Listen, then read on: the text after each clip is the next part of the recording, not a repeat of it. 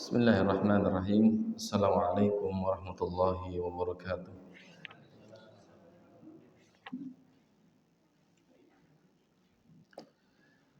Alhamdulillahi ala ihsanihi wa syukru lahu ala taufiqihi wa amtinanihi. Asyhadu an la ilaha illallah wahdahu la syarika lahu ta'ziman li sya'ni. Wa asyhadu anna Muhammadan abduhu wa rasuluhu da'i ila ridwanihi.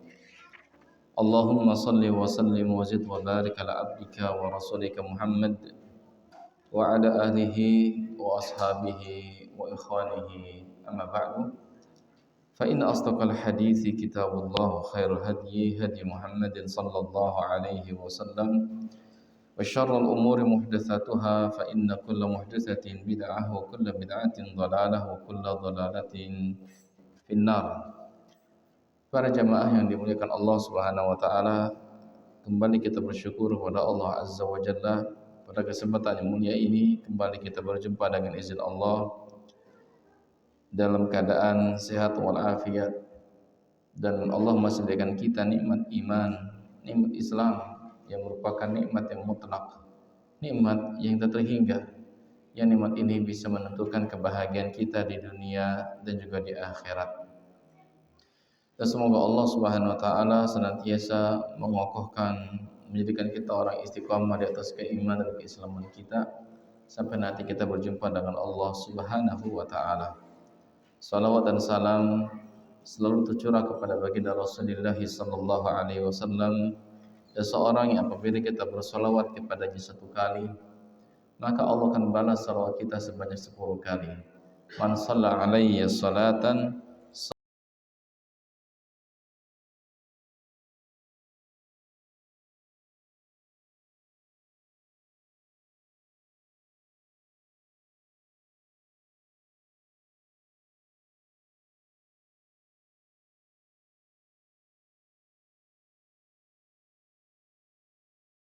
kecuali Allah lipat gandakan. Allah mengatakan man jaa'a bil hasanati falahu asyru amsalihha.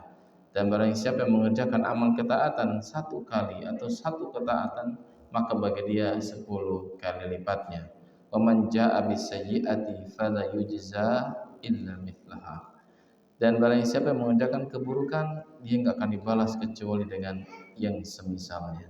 Ini keutamaan jamaah. Oleh karena itu jangan pernah kita meninggalkan salawat kepada Nabi alaihi salatu wassalam, karena sejatinya kebaikan dari salawat itu kembali kepada kita sebagai hamba Allah Subhanahu wa taala. Hadirin yang Allah muliakan, kita lanjutkan kajian kita dari membahas surah-surah dalam juz Ammah, dan kita masuk ke surah berikutnya, yaitu surah Al-Qadar. Surah Al-Qadar ini merupakan surah yang ke-97 dalam urutan mushaf Utsmani yang disepakati oleh para sahabat Nabi sallallahu alaihi wasallam. Dan surah ini terdiri dari 5 ayat. Dan Al-Qadar sendiri artinya adalah kemuliaan. Allah Subhanahu wa taala berfirman, "Inna anzalnahu fi lailatul qadri." Sesungguhnya kami yang telah menurunkan Al-Qur'an pada malam Qadar, malam kemuliaan. Wa ma adraka ma lailatul qadri. Tahukah kalian, tahukah kamu apakah malam kemuliaan itu? Lailatul qadri khairum min alfi syahrin. Malam kemuliaan itu lebih baik daripada 1000 bulan. Tanazzalul malaikatu warruhu fiha biizni rabbihim min kulli amr. Pada malam itu turun para malaikat dan roh Jibril alaihi salatu wassalam dengan izin Allah untuk mengatur semua urusan. Salamun hiya hatta matla'il fajri. Sejahteralah malam itu, keselamatanlah malam tersebut sampai datangnya waktu fajar. Hadirin yang memuliakan, ini surah Al-Qadar. Dan surah Al-Qadar ini menurut pendapat yang lebih sahih, pendapat yang lebih tepat, dia adalah Madaniyah. Kenapa Madaniyah? Artinya surah yang turun setelah hijrahnya Rasul sallallahu alaihi wasallam ke kota Madinah, dan ini pendapat jumhur ahli tafsir. Kebanyakan para ulama atau mayoritas para ulama berpendapat bahwasanya surah Al-Qadar adalah Madaniyah. Sehingga sebagian ulama mengatakan wahiya madaniyatun 'alas sahih kama tashhadu lidzalika sunnatu fil ahadits sahihati. Dan dia yang paling tepat adalah surah Madaniyah sebagaimana yang disebutkan, dikuatkan oleh hadis-hadis Rasulullah sallallahu alaihi wasallam yang sahih. Alasan kedua jamaah, bahwasanya para ulama menyebutkan tatkala Allah Azza wa Jalla berbicara tentang malam Qadar atau Lailatul Qadar, itu malam yang paling mulia dibandingkan dengan 1000 bulan. Maka malam Qadar itu berkaitan dengan puasa Ramadan. Dan kita tahu puasa Ramadan diwajibkan oleh Allah Azza wa Jalla di tahun kedua Hijriyah. Berarti setelah hijrah Nabi alaihi salatu wassalam. Ya, tidak lama setelah itu atau tidak lama sebelum itu Allah Subhanahu wa taala wajibkan salat 5 waktu. Sebagian ulama mengatakan puasa Ramadan itu diwajibkan oleh Allah Azza wa Jalla setelah Nabi hijrah. Tepatnya 2 Hijriah, setelah itu zakat. Oleh karena itu pendapat yang paling tepat, salat 5 waktu diwajibkan tatkala Nabi masih di mana?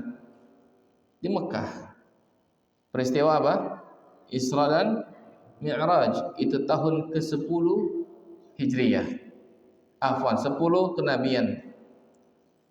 Setelah wafatnya Khadijah bintu Khuwailid radhiyallahu anha wa ardhaha dan paman Nabi Abu Thalib, maka Rabbuna Azza wa Jalla mewajibkan dan memanggil Nabi untuk Isra dan Mi'raj, naik ke langit ke-7 Sidratul Muntaha. Ya, dan puasa Ramadan itu diwajibkan setelah Nabi hijrah. Oleh karena itu surah Al-Qadar ini berbicara kepada kita tentang malam Qadar, dan malam Qadar itu adanya di bulan Ramadan. Sehingga mayoritas ulama menilai surah ini adalah surah Madaniyah dan bukan Makkiyah, bukan Makkiyah. Hadirin yang Allah muliakan, sebagian para ulama rahimahumullah taala mencoba untuk mengkaitkan surah Al-Qadar dengan surah yang sebelumnya, ini surah Iqra. Surah apa Iqra? Al-Alaq, yang artinya darah yang menggantung atau menggumpal dan menggantung. Apa kaitannya? Nanti surah Al-Qadar kita selesaikan, setelah itu kita bahas surah Al-Alaq insyaallah taala. Apa hubungannya surah Al-Qadar dan surah yang sebelumnya surah Al-Alaq? Para ulama menyebutkan bahwasanya pada asalnya jamaah, ya ini ijtihad para ulama, satu surah dengan surah yang lainnya itu berkaitan, imma dari ayatnya, terkadang dari ayatnya, seperti surah At-Taubah dengan surah Al-Anfal. Ya, Al-Anfal ini surah ke-8, At-Taubah surah ke-9. Keduanya berkaitan dengan qital, dengan jihad.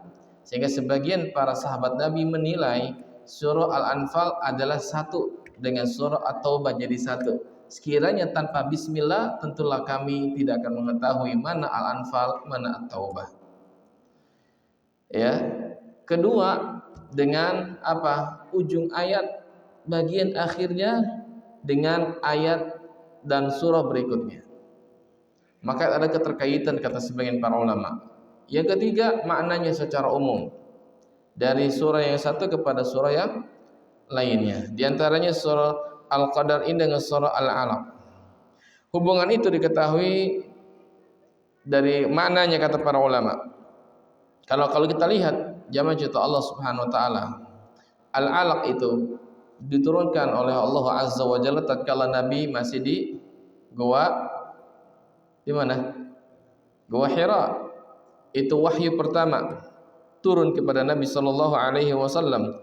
Lalu surah Al-Qadar menyebutkan bahwa ayat-ayat Al-Qur'anul Karim itu turun pada malam Qadar. Sehingga ulama berijtihad di sini bahwasanya tatkala Nabi sallallahu alaihi wa ala alihi wasallam mendapatkan wahyu dari Allah Subhanahu wa taala, maka seluruh ayat-ayat Al-Qur'anul Karim termasuk surah Al-Alaq itu turun di malam kemuliaan, di malam Qadar. Setelah itu turun secara munajjaman, secara perlahan kepada Nabi tergantung dari perkara-perkara yang menimpa Nabi SAW. Ya, tergantung situasi dan kondisi. Ada kalanya Quran Allah turunkan secara munajjaman, secara perlahan demi perlahan. Ada pertanyaan dari sebagian manusia, maka Quran turun kepada Nabi sallallahu alaihi wasallam, atau Quran untuk menyebutkan peristiwa ini, kondisi ini sebagainya. Maka secara seluruhnya Al-Qur'anul Karim itu turun di malam kemuliaan. Lalu turun secara perlahan-lahan kepada Nabi setahap demi setahap, tergantung situasi dan kondisi yang dihadapi Nabi sallallahu alaihi wasallam. Di antaranya surah Al-Alaq. Jadi jamaah cerita Allah Subhanahu wa taala, ini hubungan antara surah Al-Qadar dengan surah Al-Alaq. Kemudian hadirin yang Allah muliakan, dalam surah ini para ulama menyebutkan beberapa poin. Ya. Waqad tadammanatil akhbar an waqti inzalil Quran. Dalam surah ini Allah sebutkan Subhanahu wa taala waktu diturunkannya Al-Qur'an secara totalitas. Wa hiya Lailatul Qadar, yaitu pada malam Qadar. Kama dallatil ayatu fi suratil Baqarati 'ala syahr alladzi nazala fihi al-Qur'an. Sebagaimana penjelasan yang terdapat dalam surah Al-Baqarah, yaitu pada malam Qadar di bulan Ramadan turunnya Al-Qur'anul Karim. Wa huwa syahrul Ramadan. Fadalla majmu'ul ayataini ala anna lailatul qadri fi syahri Ramadan kama tadammanatis suratul tanwiyatu bi lailatul qadr wa dzalika min wujuh. Itu intinya Allah Subhanahu wa taala menurunkan Al-Qur'anul Karim di bulan Ramadan, lebih khusus pada malam Qadar. Para ulama menyebutkan ada berapa kaidah jemaah, ada berapa kondisi atau ada berapa poin yang penting. Pertama, diturunkannya Quran. Kedua, bagaimana sifat malam Qadar.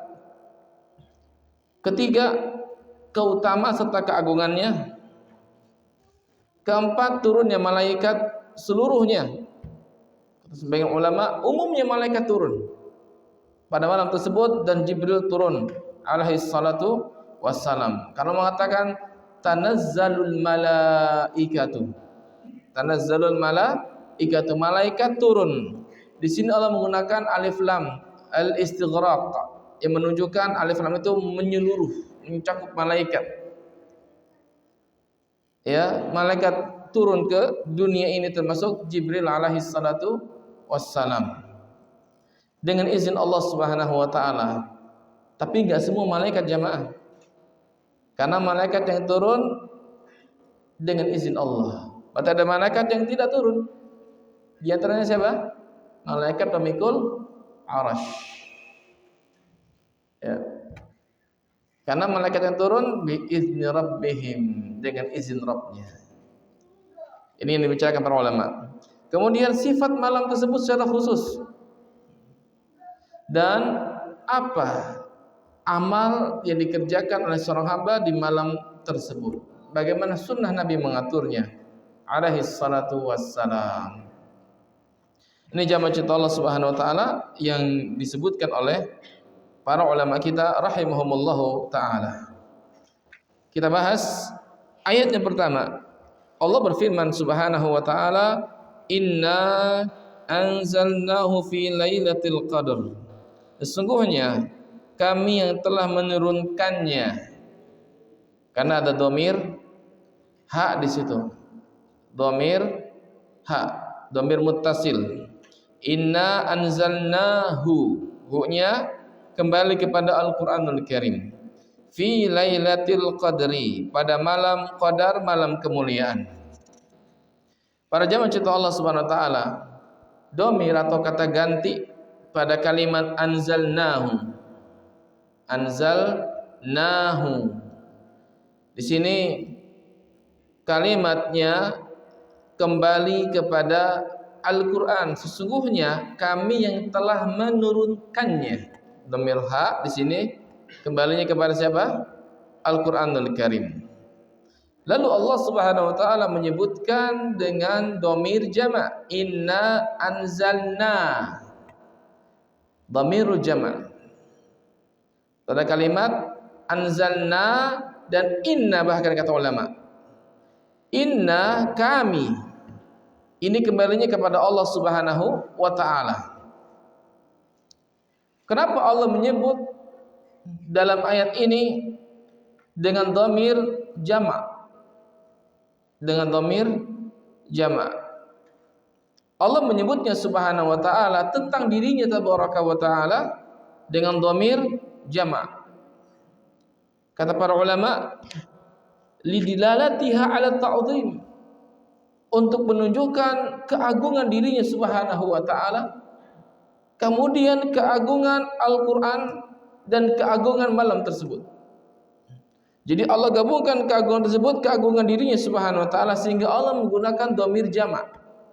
Kedua, keagungan Al-Qur'anul Karim, dan yang ketiga keagungan malam qadar. Lihat, Allah sering Subhanahu wa taala menyebutkan tentang keagungan dirinya dengan menggunakan dhamir jama'. Padahal Allah Subhanahu wa taala itu esa satu. Ya, Allah mengatakan inna nahnu nuhyil mauta. Sesungguhnya kamilah yang menghidupkan orang-orang yang telah mati. Wa naktubu ma qaddamu wa atharahum, dan kami mencatat apa-apa yang mereka usahakan dan apa-apa yang mereka tinggalkan dari bekas-bekas amal mereka. Allah katakan inna nahnu, sesungguhnya kami. Dalam ayat yang lainnya, inna nahnu nuhyi wa numit wa ilainal masir. Sesungguhnya kamilah yang menghidupkan dan kamilah yang mematikan, dan kepada kamilah mereka semuanya akan dikembalikan. Lagi-lagi Allah mengatakan inna nahnu, sesungguhnya kami. Dalam surah Al-Hijr tentang Al-Quran, inna nahnu nazzalna dzikra wa inna lahu lahafizun. Sesungguhnya kamilah yang menurunkan az-dzikra Al-Qur'anul Karim, dan kami yang akan menjaganya. Lagi-lagi Allah menggunakan kalimat kami. Ini untuk apa? Lita'zim, untuk mengagungkan dirinya Subhanahu wa taala. Padahal Allah itu esa, tidak berbilang. Kalau kita tidak memahami hal ini dengan baik, boleh jadi kaum muslimin atau kita tersesat dalam maknai ayat tersebut. Karena sebagian dari ahlul kitab, khususnya orang-orang Nasara, menganggap Allah itu berbilang. Allah itu lebih dari satu. Tuhan itu lebih dari satu. Dan ini adalah ketidakcakapan mereka dalam memahami ayat-ayat Al-Qur'anul Karim, khususnya lughatul Arab, bahasa Arab. Ya.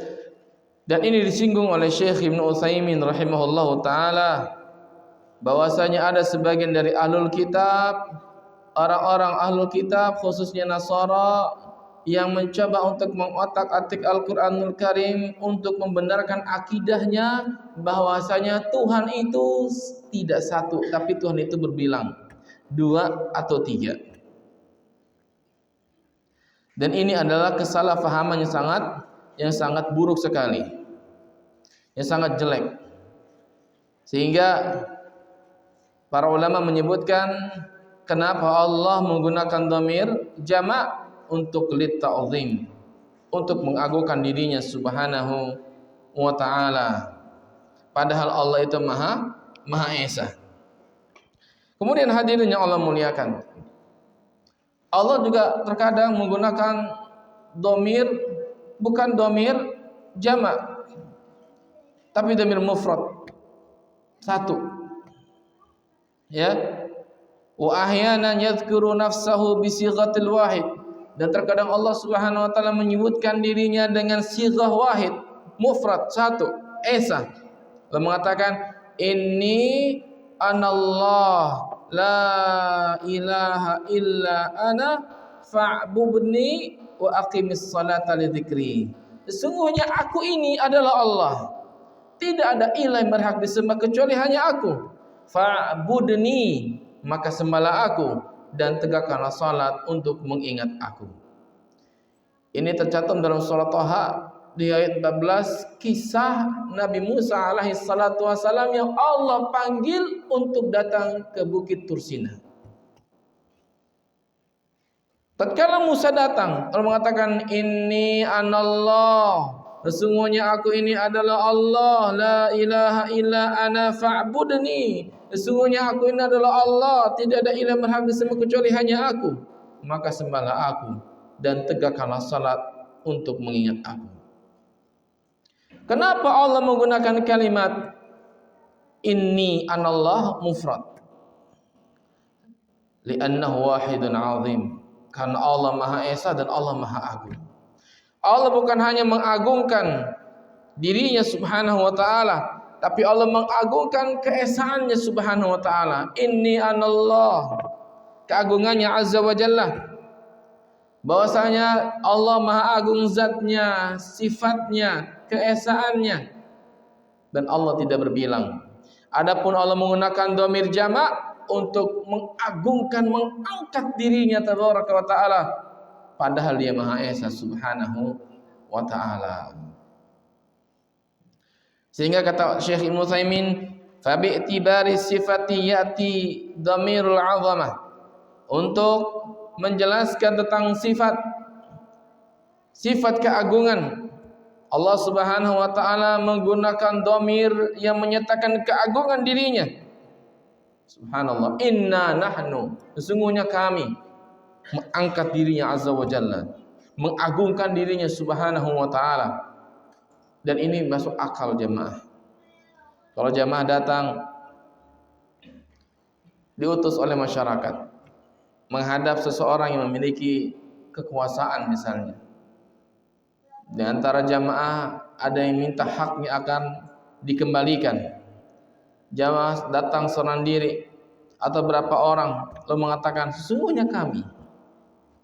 Yang ngomong satu orang atau rame-rame? Satu orang. Sesungguhnya kami. Ya, enggak bilang saya. Sesungguhnya kami Pak datang kemari.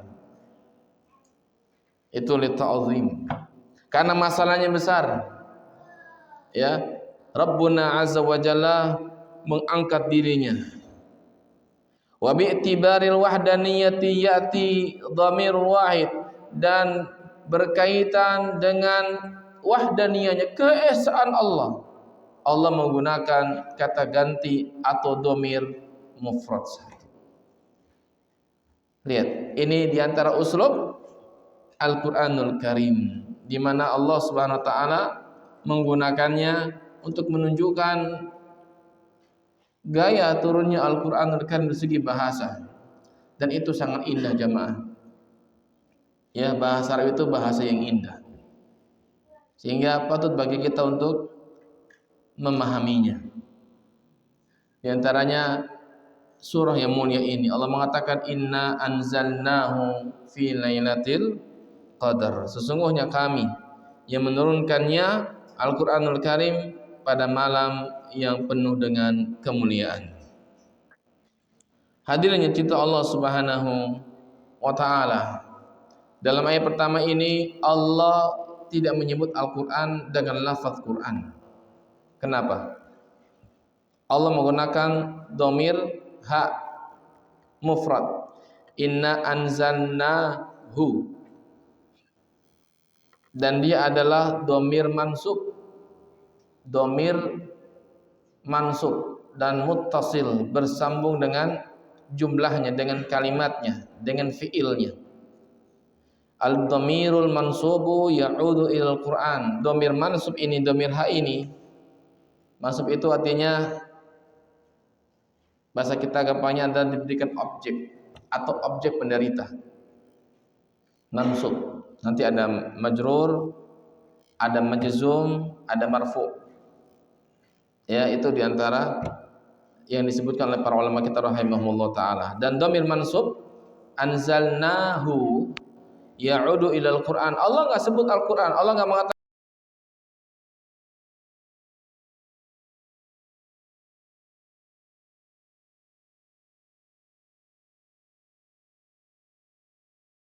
terkenal.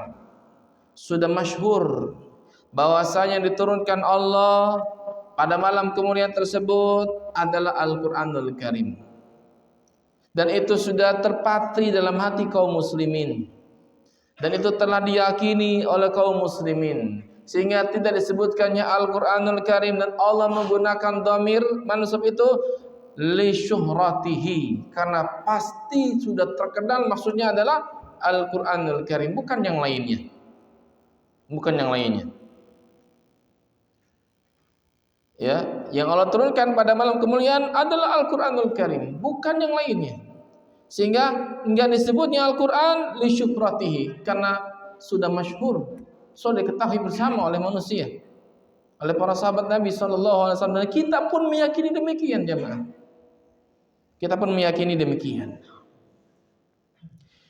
Fi Lailatul Qadar, pada malam Lailatul Qadar, Allah Subhanahu wa taala bisa mengatakan inna anzalnahu Lailatul Qadar. Fi-nya diangkat. Sehingga lailatanya isimnya yang tadinya majrur kasrah dengan fi, ketika fi-nya diangkat naz'i harfin khafid, dihilangkannya, diangkatnya huruf jar, maka isim yang majrurnya berharokat fathah, maka menjadi dzaraf. Tapi disebutkannya fi menunjukkan takhsis, pengkhususan. Tidaklah Quran itu turun kecuali pada malam kemuliaan. Allah sebutkan kalimat fi-nya di situ. Inna anzalnahu fi lailatul qadr. Takhsis, pengkhususan. Di mana Quranul Karim tidak turun kecuali pada malam penuh kemuliaan. Masya Allah. Allah tegaskan pada kalimat itu fi lailatul qadr. Pada malam kemuliaan.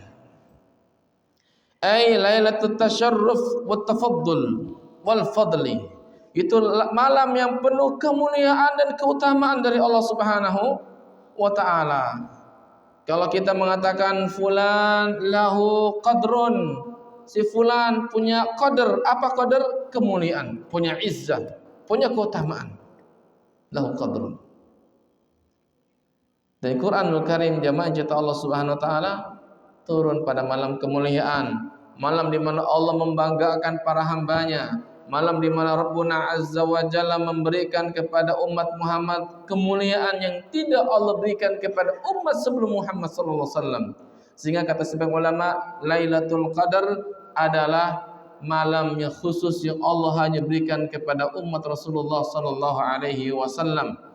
Meski demikian sebagian ulama mengatakan malam Qadar itu ada pada umat terdahulu, tapi secara khusus dari dia tidak ada. Ya, oleh karena itu Imam Nawawi dan yang lainnya berpandangan bahwasanya malam Qadar adalah malam khusus yang Allah berikan kepada umat Muhammad, ditinjau dari umur umat Nabi Muhammad yang hanya berkisar 60 sampai 70. Umat terdahulu umurnya Masya Allah ribuan, ratusan. Sehingga untuk mengejar keutamaan tersebut, Allah Subhanahu wa taala memberikan umur yang singkat ini, 60 sampai 70, Allah jadikan malam Qadar untuk mengejar kekurangan mereka. Yang boleh jadi mereka beramal di malam itu lebih utama dibanding umat-umat sebelum mereka, yang mereka punya usia panjang ribuan, ratusan tahun.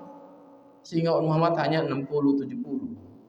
Maka Allah berikan itu sebagai bentuk pemuliaan kepada Rasulullah dan juga umatnya alaihi salatu wassalam.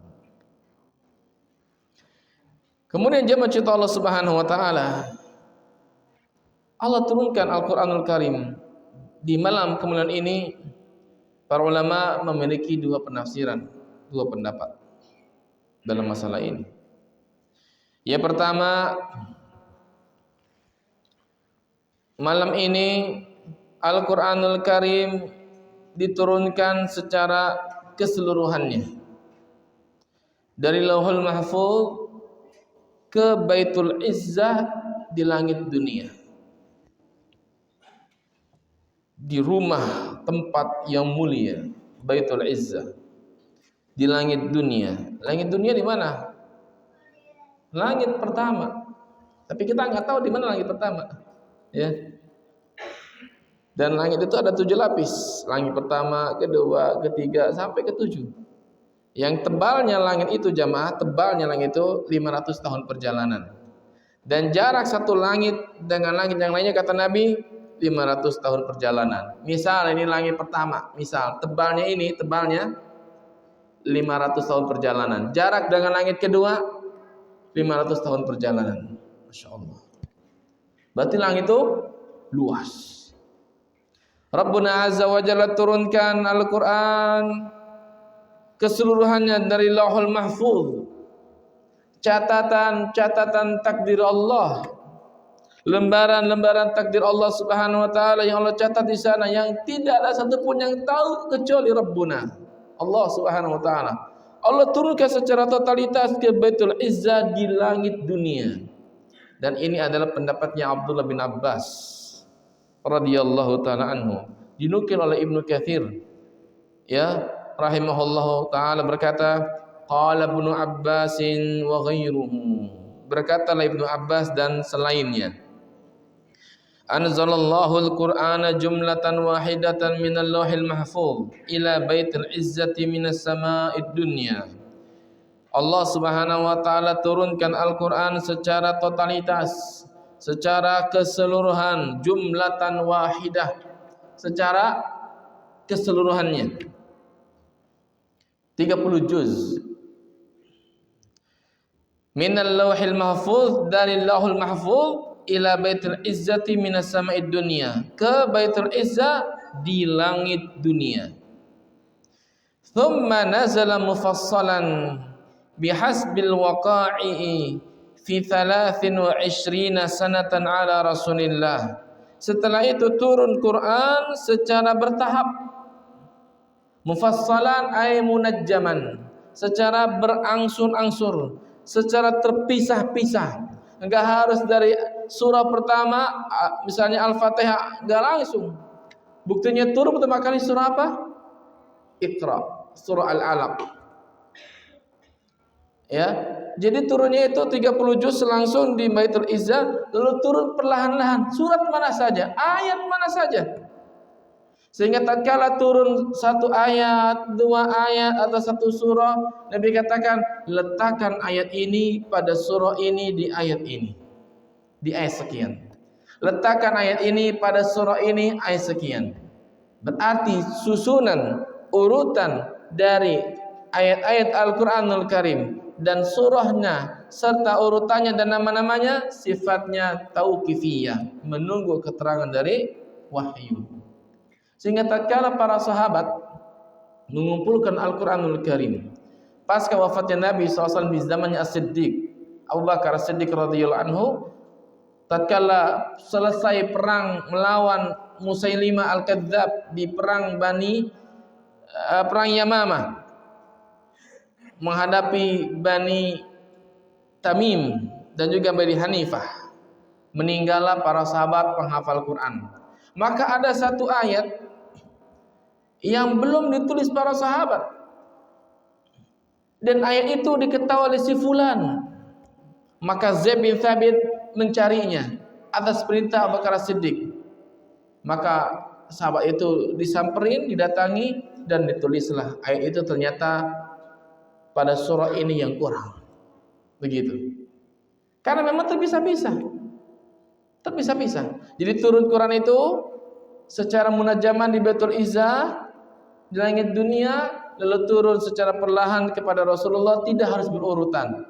Terkadang surah ini, terkadang ayat ini dan seterusnya. Maka selesai turun, Nabi katakan, catat ayat ini tercantum dalam surah ini di ayat sekian. Begitu.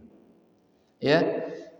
Bihasbil waqa'i'i fi 23 sanatan ala Rasulillah. Tergantung dari berbagai macam waqa'i, kejadian, peristiwa-peristiwa yang turun kepada Nabi SAW selama 23 tahun. Terkadang Nabi ditanya oleh ahlul kitab, Nabi ditanya oleh orang musyrikin, Nabi ditanya oleh Yahudi, Nabi ditanya oleh para sahabat, turun ayat Al-Quranul Karim satu demi satu, perlahan demi perlahan. Nabi ditanya tentang roh, yas'alunaka 'anir roh. Kata Allah, qulir ruh min amri rabbi wa ma utitum minal ilmi illa qalila. Mereka bertanya kepada engkau yang Muhammad tentang roh. Katakan roh itu urusan Allah dan kamu tidak dikasih ilmu tentangnya kecuali hanya sedikit saja. Nabi ditanya tentang hukum haid, yas'alunaka 'anil mahid, qul huwa adza fa'tazilun nisaa fil mahid. Mereka bertanya kepada engkau yang Muhammad tentang hukum haid. Katakan haid itu adalah najis dan kotoran. Tinggalkan wanita, tinggalkan istri Anda tatkala lagi haid, jangan setubuhi sampai dia suci. Nabi ditanya tentang hari kiamat, yas'alunaka 'anis sa'ati ayyana mursaha, dan seterusnya. Bahkan Nabi ditanya tentang sesuatu Allah SWT. Ya Muhammad, unsub rabbak. Wahai Muhammad, tolong jelaskan nasab Tuhanmu. Allah turunkan qul huwallahu ahad. Tergantung situasi. Ya, tergantung kondisi, tergantung waqa'i. Maka Quran turun secara perlahan kepada Nabi alaihi salatu wasallam. Yang tujuannya untuk penjelasan, untuk bantahan, untuk jawaban, untuk menguatkan Nabi sallallahu alaihi wasallam. Contoh menguatkan Nabi surah At-Duha. Ya, siapa yang mengejeknya? Bibinya Arwa, yaitu Ummu Jamil, istrinya dari Abu Lahab. Nabi lagi sakit sallallahu alaihi wasallam, dijenguk, bukannya dikasih nasihat gitu ya, sabar begitu. Enggak. Hai Muhammad, ya Muzammam, hai orang yang dicela, saya lihat setanmu enggak datang lagi. Itu siapa? Jibril. Lihat Jibril bilang setan. Oleh siapa? Ummu Jamil Arwa. Arwa ini saudarinya Abu Sufyan. Abu Sufyan. La haula wala quwata illa billah. Maka turunlah wadduha wal laili idza saja. Ma wadda'aka rabbuka wa ma qala. Tuhanmu tidak meninggalkanmu dan tidak benci kepadamu. Karena Arwah menganggap Jibril enggak turun lagi membawa Quran, itu artinya engkau ditinggalkan oleh Allah, engkau ditinggalkan oleh setanmu. Turun surah Ad-Duha menguatkan Nabi sallallahu alaihi wasallam. Itu diantara sebab turunnya kenapa munajjaman, kenapa mufassalan, kenapa berangsur-angsur. Diantaranya menguatkan hati Nabi SAW atau untuk memberikan penjelasan dan menghilangkan syubhat.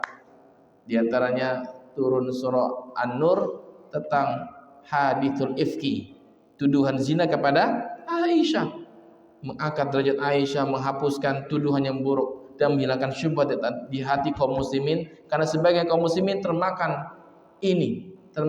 hadis ucapan palsu ini. Di antaranya sepupu dan saudarinya Abu Bakar yang tiap bulannya dikasih uang sedekah, turut menuduh Aisyah berzina dengan sebagian sahabat. Lihat, ini pendapat siapa? Ibnu Abbas. Yang kedua, maksud ayat ini, inna anzalnahu, sesungguhnya kami menurunkan Al-Quran pertama kali diturunkan kepada Nabi Muhammad SAW di Gua Hira. Itu ketika turunnya 5 ayat pertama dari surah Al-Alaq, dan itu turun pada malam Qadar menurut sebagian para ulama. Sehingga ya, surah Al-Qadar ini sebagiannya menilai adalah Makkiyah. Dikaitkan dengan ini. Walaupun ini pendapat yang kurang tepat, dan ini salah satu pendapatnya Al-Imam Asy-Sya'bi rahimahullah. Tahu Imam Sya'bi, ahli hadis yang matanya selalu berair belekan, Pak, yang hampir membuat matanya buta. namanya Asy-Sya'bi rahimahullah. Matanya belekan terus. Tapi kalau ngajar, Masya Allah, Imam Syafi'i datang sambil kondisi kadang dipandu kan. Kata murid-muridnya itu kajian terkadang pada subuh. Jam 3 pagi masjid penuh. Kunci digembok, nggak boleh masuk lagi. Karena penuh susah. Kata muridnya, jangan berisik ya. Jangan raut. Jangan ngobrol. Ngobrol berisik, udah ma'asalam, nggak ada kajian. Duduk Asy-Sya'bi, muridnya ada yang nyuruh. Pulang, nggak jadi ngajar. Bisa nggak kita terapin sekarang? Nggak bisa. Imam Ahlus Sunnah, Masya Allah, pulang. Udah jamaahnya gigit jari. Gara-gara lo nih nggak dapat hadis gitu kasar. Gara-gara ente kita nggak ngaji. Jam 3 pagi udah ngantri. Bahkan sebagian ulama yang masuk menerobos, dia masuk ke dalam lorong-lorong, tubuh sininya, belakangnya terkelupas. Kulit dan dagingnya. Kenapa? Nggak apa-apa. Yang penting dengan hadis Nabi SAW. Yang penting dapat hadis Nabi. Masya Allah. Imam Syafi'i mengatakan, nazala awal Quran fi lailatul qadar. Awal Quran turun pada malam qadar. Yaitu surah apa? Al-Alaq. Al-Alaq. Saya memahami wallahu alam, Al-Alaq pasti di Mekah, di Makkiyah. Ya. Dan itu terjadi pada malam Qadar. Berarti turunnya surah Al-Alaq terjadi pada malam Qadar. Tapi surah Al-Qadar Madaniyah, itu maksudnya, insyaallah itu yang benar. Ya. Masya Allah. Ikhwan fiddin, a'azzakumullah. Jadi jelas bagi kita bahwasanya Al-Quranul Karim turun secara keseluruhannya adalah di malam Qadar. Ada yang mengatakan di antara Imam Syafi'i, mula turunnya Al-Quran surah Al-Alaq di malam Qadar. Berarti bukan secara keseluruhannya. Bukan secara keseluruhannya. Paham ya?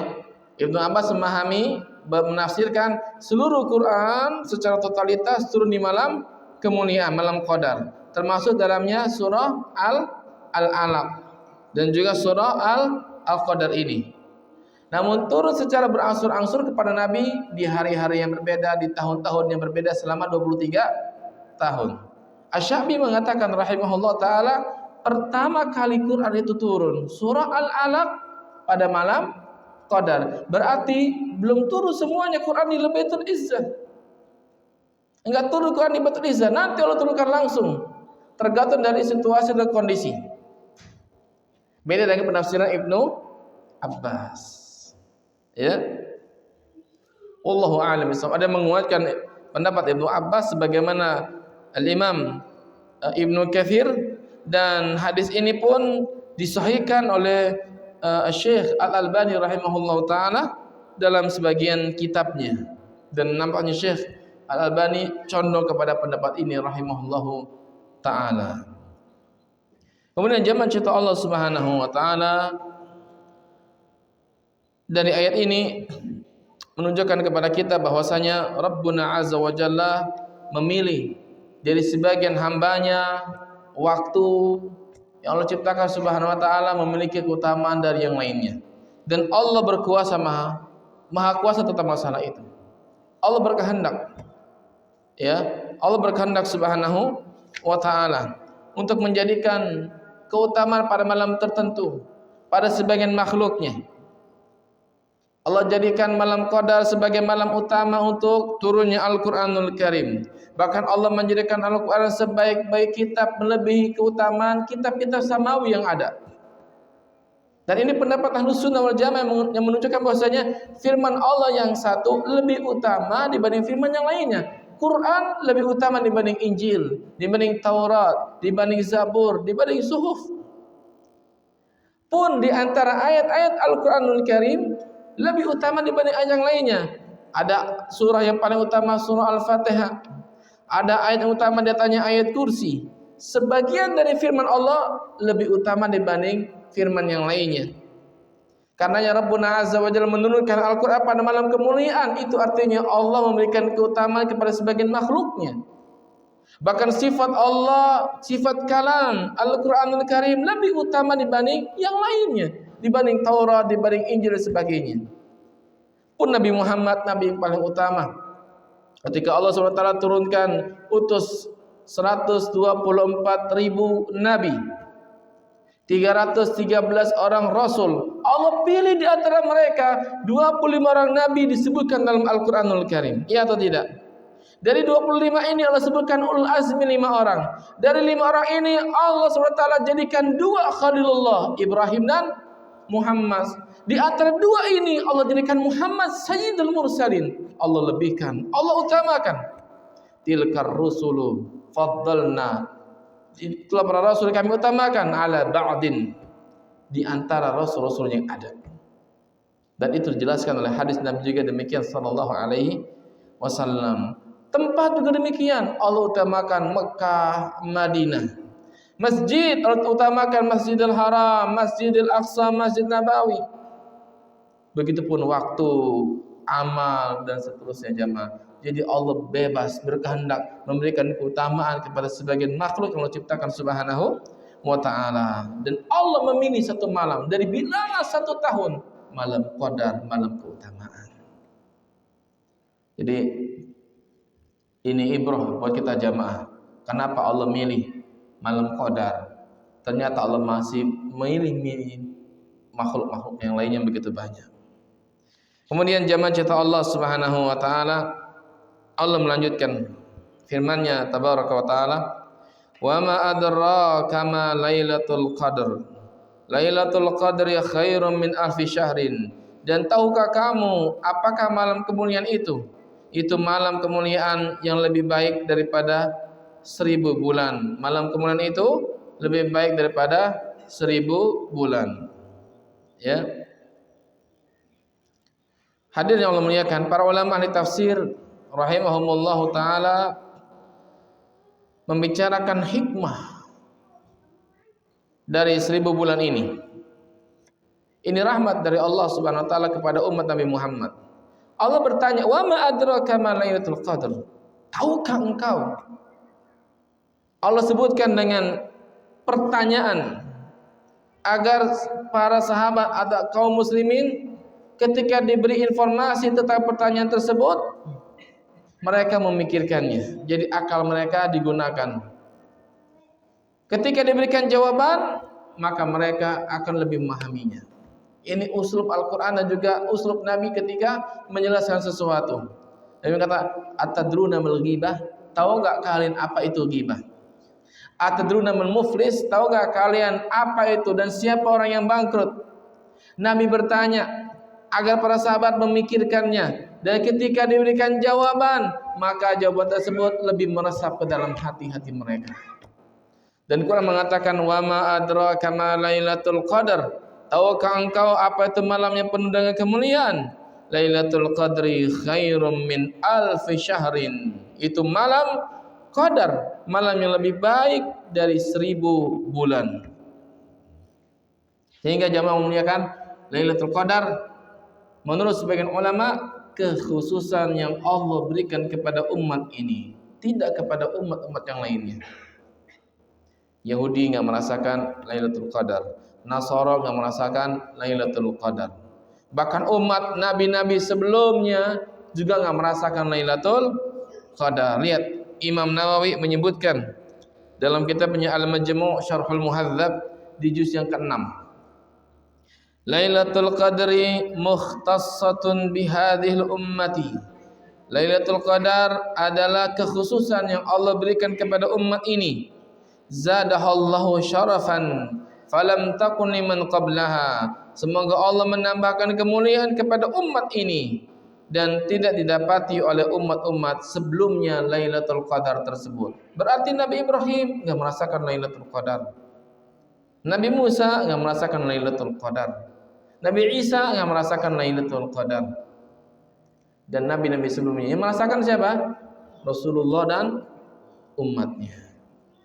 Sebagian ulama mengatakan Lailatul Qadar ada di sepanjang tahun dan sepanjang masa.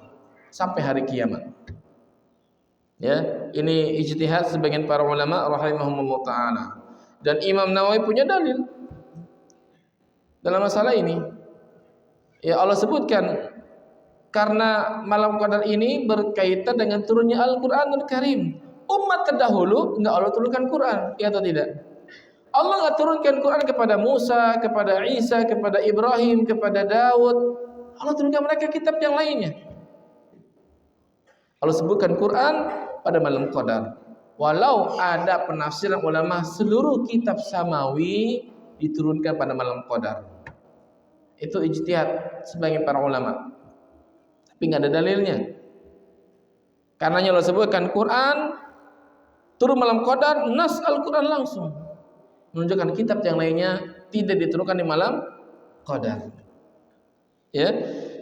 Kedua, untuk mengetahui hikmah umur umat Nabi Muhammad sallallahu alaihi wasallam, di mana Rasul mengatakan a'maru ummati ma baina sittin ila sab'in wa aqalluhum man yajuzu dzalika. Umur umatku berkisar antara 60 hingga 70 tahun dan sedikit yang bisa melampaui umur tersebut. Umur kita sebentar jamaah. Coba bandingkan umur terdahulu. Nuh, contoh Nabi Nuh. Nuh diangkat jadi nabi, sebagian ulama mengatakan 40 tahun usianya. Ada mengatakan usia 450 tahun. Lalu Nuh berdakwah 950 tahun. Berapa tuh? 9,5 tambah 450. 1400. Lalu datang banjir besar. Allah samakan Nuh dan umatnya. Setelah itu Nuh masih berdakwah selama lebih dari 70 tahun atau mengatakan 750 tahun. Panjang usianya. Panjang jamaah. Adam berapa usianya? 1000. Dan 50 tahunnya diberikan untuk anaknya Daud. Ketika menjelang ajalnya datang, Nabi Adam lupa. Datang malaikat pencabut nyawa. Kata Adam, masih ada 50 lagi, masih gocap lagi. Kata malaikat, lupa ya situ. Kan udah ente kasih amanah ente Daud. Oh lupa. Kata Nabi, Adam lupa, umatnya anaknya juga lupa. Oh iya benar, maka dicabutlah Adam ruhnya. Enggak 1000 tahun, tapi 950, karena 50 yang diberikan kepada siapa? Daud, Masya Allah. Lupa saya gitu, lali aku gitu. Maka diberikan. Rasulullah berapa umurnya? 63. Sehingga kata sebagian ulama, senikmat-nikmat usia yang dengannya kita meninggal dunia 63 tahun. Nikmat. Meninggal dan usia seperti itu umur yang nikmat. Kenapa? Sama dengan Nabi. Abu Bakar meninggal 63 tahun. Umar meninggal 63 tahun. Utsman 84. Ya, radhiyallahu anhu wa ardhahu. Jadi itu umur yang paling nikmat. Ya, oleh karena itu kata para ulama kita, tatkala seorang itu sudah berusia 60, maka persiapkan. Tidak lagi ada uzur Anda bermaksiat kepada Allah. Banyak taubat, banyak istighfar, banyak tasbih kepada Allah, karena usia Anda sebentar lagi menghadapi masa di mana Allah akan tanya Anda dalam kubur. Maka Allah berikan malam qadar ini untuk menjemput keutamaan yang pernah diraih oleh umat terdahulu dengan panjang usia mereka, dan kita dapat keutamaan itu dengan waktu yang sangat pendek. Allah hadirkan malam qadar yang lebih utama dari 1000 bulan, setara dengan 83 atau 84 tahun. Masya Allah jamaah. Makanya orang yang terhalang dari kebaikan itu semuanya. Karena umur ini cepat habis. Sesuatu yang paling cepat hilang dari kita, nggak balik lagi, umur. Maka orang yang paling pelit tentang umurnya, orang yang paling bahagia, karena dia nggak akan menghabiskannya kecuali hal yang manfaat bagi dirinya. Ya, nah kita belajar jemaah, karena kita terkadang menghabiskan umur kita dengan hal yang sia-sia. Kemudian hadirin yang memuliakan, ayat yang mulia ini menunjukkan kepada kita bahwasanya malam qadar malam yang paling utama. Ya, kenapa dinamakan malam Qadar jamaah? Ada 3 makna. Kita cukupkan pada 2 ayat ini dulu jamaah, atau 3 ayat ini. Nanti kita sambung lagi insyaallah. Kata ulama disebut qadar 3 makna. Pertama maknanya adalah at-tadyiq, penyempitan. Yang kedua maknanya takdir, penulisan takdir. Yang ketiga maknanya asy-syaraf, kemuliaan. 3 makna ini ia adalah makna dari kalimat al-qadru. Yang pertama adalah at-tadyiq, sempit.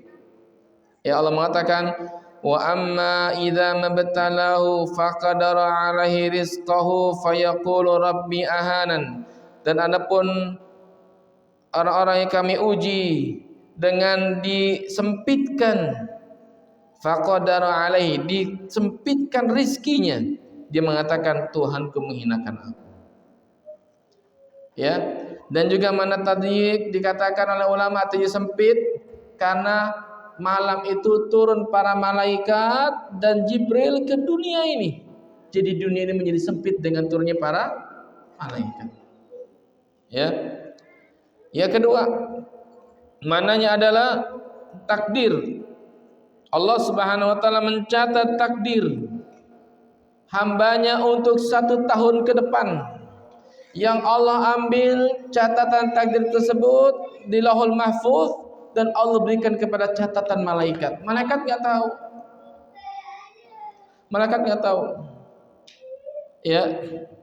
Allah mengatakan Subhanahu wa taala, "Inna anzalnahu fi lailatin mubarakah inna kunna munzirin fiha yufraqu kullu amrin hakim amran min indina inna kunna mursilin." Sesungguhnya kami menurunkannya pada malam yang diberkahi. Sungguh kamilah yang memberikan peringatan. Pada malam itu dijelaskan segala urusan yang penuh hikmah, yaitu urusan dari sisi kami. Sesungguhnya kamilah yang mengutus para rasul-rasul itu. Ini dalil bahwasanya pada malam Qadar Allah sebutkan takdir selama 1 tahun. Malaikat nggak tahu. Allah bahasa kitanya pindahkan data dari Lauhul Mahfuz ke datanya malaikat. Dan itu terjadi selama 1 tahun. Di antaranya catatan takdir kita tatkala kita di perut ibu kita. Malaikat tanya, "Ya Allah, namanya siapa?" Fulan. Umurnya berapa? Sekian. Itu Allah sebutkan, yang Allah catat di Lauhul Mahfuz, Allah pindahkan catatan itu kepada malaikat penjaga rahim. Asyaqiyun am sa'idun, dia celaka atau bahagia? Celaka. Oh, dia bahagia. Bagaimana rezekinya? Bagaimana jodohnya? Dan seterusnya. Data dicatat malaikat yang Allah berikan dari data di Lauhul Mahfuz, dan itu terjadi di alam rahim kita. Itu dalam 1 tahun itu ada yang hidup, ada yang meninggal. Ini mana takdirnya. Ketiga adalah asy-syaraf. Ini yang paling tepat kata sebagian para ulama. Ya, mananya kemuliaan. Karena Allah langsung mengatakan khairum min alfi syahr. Ya, sebagian orang menilai betul semuanya.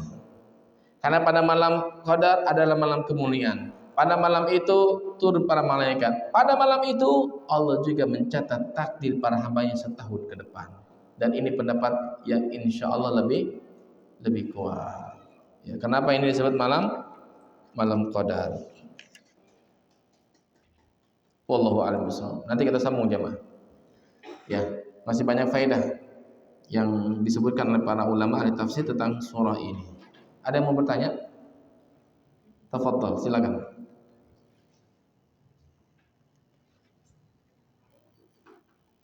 Nah,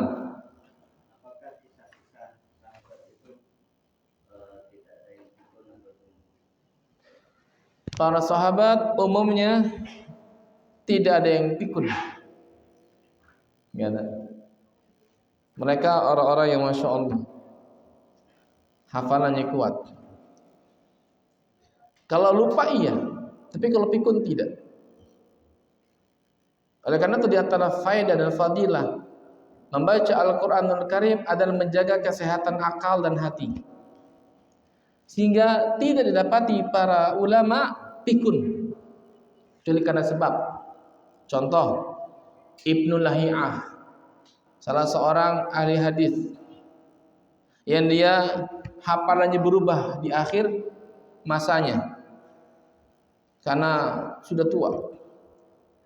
Ada yang mengatakan kitabnya terbakar.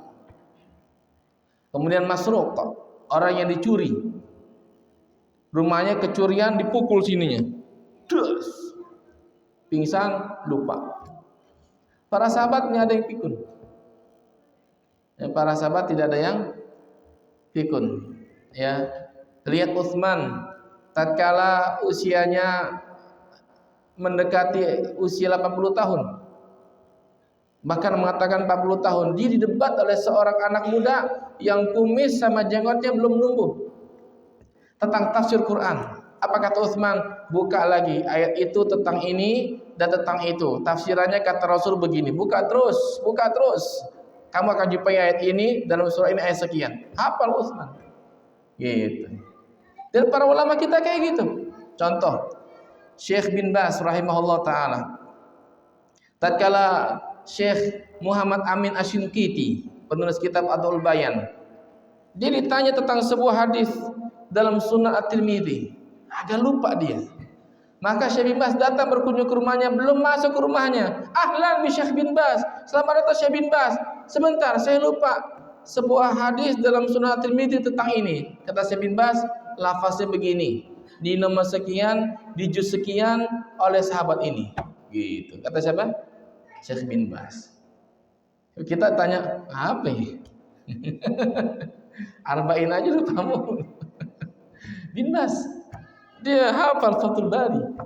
Kalau nggak hafal Fathul Bari itu ada yang baca, Syekh bin Baz dengerin. Nah, itu salah. Yang benar begini. Al-Hafidz harusnya begini. Rawinya atau begini dan seterusnya. Para sahabat Nabi, setahu saya, wallahu alam, ya karena ya baca mungkin cuma sedikit, nggak ada yang pikun, nggak ada yang pikun. Ya, walaupun mereka sudah tua masuk Islamnya, tapi mereka alhamdulillah, karena orang Arab itu hafalannya kuat, Pak. Mereka kaum yang tidak bisa nulis dan tidak bisa membaca sedikit, sehingga mereka mengandalkan hafalan. Masya Allah. Wallahu ta'ala. Yang lain ada? Ya.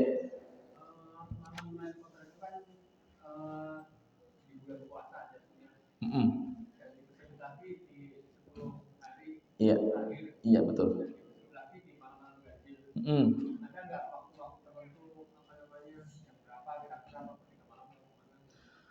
Kata Imam Syafi'i rahimahullah taala, barang siapa yang mengerjakan salat Isya berjamaah lalu selesai sampai witir bersama imam, maka dia dapat malam qadar. Jadi intinya kata ulama, dia ada di 10 akhir Ramadan dan siapapun bisa dapat malam qadar, tergantung dari kita sedang ngapain. Ada yang lagi maksiat, ada yang lagi tidur, ada yang dengan mengerjakan ketaatan. Waktunya dari kapan? Dari kita mulai berbuka, salat Isya berjamaah di masjid bersama imam, salat tarawih sampai selesai, kita dapat malam qadar. Meskipun selebihnya kita tidur, nggak masalah. Ya, sehingga kita jangan mengkhususkan malam-malam tertentu, karena boleh jadi malam Ramadan itu 29 hari, ya kan? Boleh jadi 30 hari, dan boleh jadi malam qadar kata para ulama datang di malam-malam genap, karena 29 ganjil. Ya Pak? Ya atau tidak? Paham nggak maksudnya? Dari mana? Dihitung dari belakang, kan 10 akhir Ramadan. Ya, malam 20, hari ke-20 berarti kan malam 21. Kalau ditakdirkan Ramadan itu adalah 29 hari, berarti malam 21-nya terhitung kapan? 19. Jadi memang 10 akhir Ramadan. Dan boleh jadi kata para ulama, Syekh Utsaimin menguatkan malam qadar terjadi pada malam-malam genap. Karena boleh jadi Ramadan 29 hari. Dan kita kan nggak tahu, maka di tanggal 29 Ramadan, malam 30 kita harus lihat hilal. Sudah masuk atau belum, atau masih menggenapkan 30, takmilan 30 hari. Oleh karena itu, boleh jadi malam qadar terjadi pada malam genap. Kedua, mungkin terjadi di sana genap, di Indonesia ganjil. Salamun hiya hatta matla'id, dan sampai datang fajar pagi hari. Seperti itu. Wallahu taala alam. Jadi carilah pada 10 akhir Ramadan dan dikuatkan malam 27. Malam ke-27. Wallahu alam bisawab. Nanti kita bahas lebih lanjut tentang ini di kajian yang berikutnya insyaallah taala. Wa sallallahu wasallam wa baraka ala nabiyil karim Muhammad wa ala alihi wa sahbihi ajma'in wa akhiru da'wana anil hamdulillahi rabbil alamin. Subhanaka Allahumma bihamdika asyhadu an la ilaha illa anta astaghfiruka wa atubu ilaik. Wassalamualaikum warahmatullahi wabarakatuh.